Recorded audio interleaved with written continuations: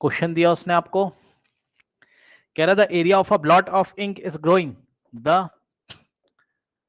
Area of a blot, BLOT, blot of ink,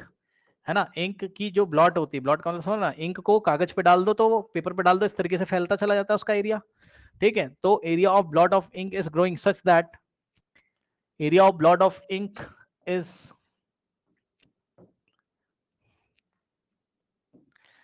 ink is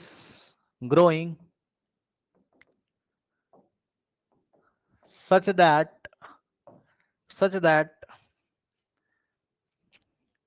after t seconds, after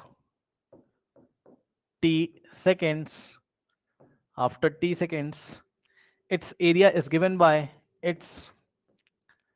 area is given by the equation, सुनो, किसी ने उसके area की study करी और उसकी इक्वेशन निकाली, और उसकी इक्वेशन आ रही है एरिया की जो कि टाइम पे डिपेंड कर रही है, a इज इक्वल्स टू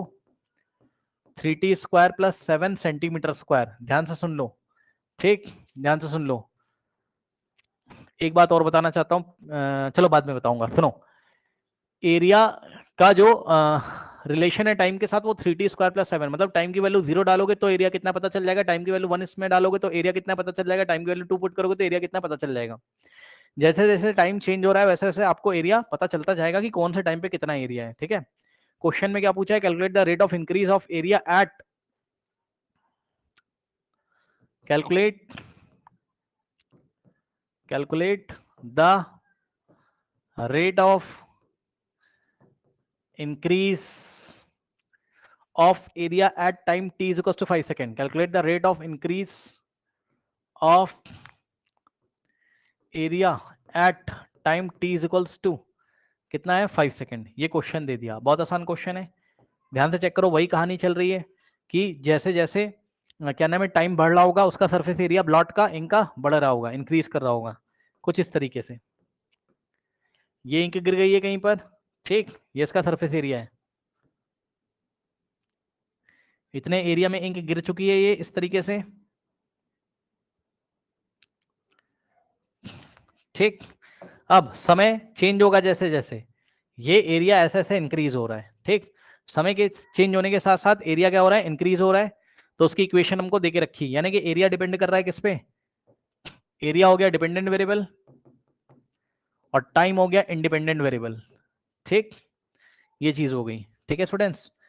अब ध्यान से चेक करिए जरा, तो area is equals to 3t square plus 7, तो हम क्या निकालेंगे, डीए बाई डी टी निकाल लेंगे, एरिया का डेरिवेटिव टाइम के रिस्पेक्ट में, rate of change of area with respect to time कितना होगा, 3 तो ऐसे रहेगा, और टी स्क्वायर का कितना होगा, 2 आ जाएगा आगे, तो 3 में मल्टीप्लाई करेगा, टी की पावर में 1 माइनस करेंगे तो 2t, टी स्क्वायर का 2t आएगा, प्लस 7 का कितना हो जाएगा 0, तो यहां से होगा dA by d t is equals to 3 to the 6t और प्लस 0 6t। ये आ गया। अब मेरी बात ध्यान सुनना, ध्यान सुनना मेरी बात ध्यान से। अब एक मजेदार चीज, क्या, डीए बाय डी टी उसने हमको कब पूछा, calculate the rate of increase of area at t is equals to 5 second, मतलब समझो at t is equals to 5 second, मतलब हमें क्या करना होगा इसमें, टाइम की वैल्यू कितनी पुट करनी होगी, 5 सेकंड, किसमें, ये rate of change of area की जो इक्वेशन है 6t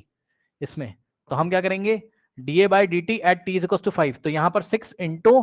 टी की जगह 5, आंसर कितना आएगा 30, लेकिन ये इनकरेक्ट आंसर है, क्यों, यूनिट का ध्यान रखो, यूनिट कैसे निकालते हैं, ध्यान सुनिए। ऊपर क्या है, एरिया है, डीए, एरिया का यूनिट क्या होता है, सेंटीमीटर स्क्वायर, ठीक, दिया भी है क्वेश्चन में, और टाइम का यूनिट क्या दिया है, सेकंड, तो आंसर क्या आएगा, डीए बाई डी टी का यूनिट आएगा, यानी कि 30, और डीए का यूनिट क्या है, सेंटीमीटर स्क्वायर और पर सेकंड, यानी कि हर एक सेकंड 30 सेंटीमीटर स्क्वायर के रेट से एरिया इंक्रीज कर रहा है। इसका मीनिंग समझ रहे हो, 30 सेंटीमीटर स्क्वायर पर सेकंड, यानी कि पर सेकंड, हर एक सेकंड 30 सेंटीमीटर स्क्वायर एरिया बढ़ जाता है, ये चल रहा है यहाँ पर, ठीक, ये मीनिंग होता है इसका।